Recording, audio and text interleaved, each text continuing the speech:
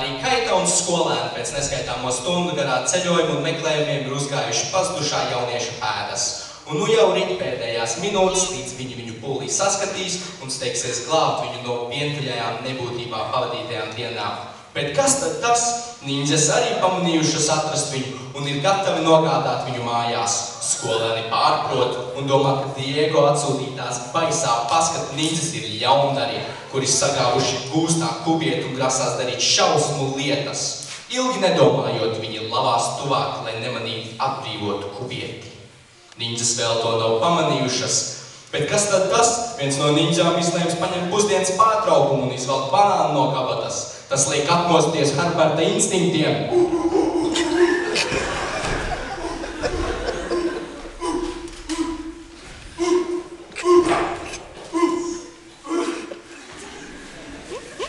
Viņi mūs ir apājuši. Metamies virsū.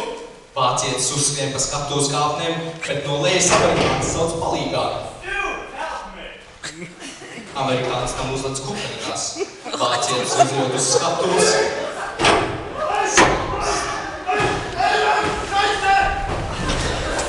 Pepito plātīdams rokas skrien virsū un es tiem paklūpu. Roksija nobīstas un izskatā pakaļ klasē. Tā vien izskatās, ka viņiem nav izdevies paši spēkiem atgūt kubieti. Par laimi!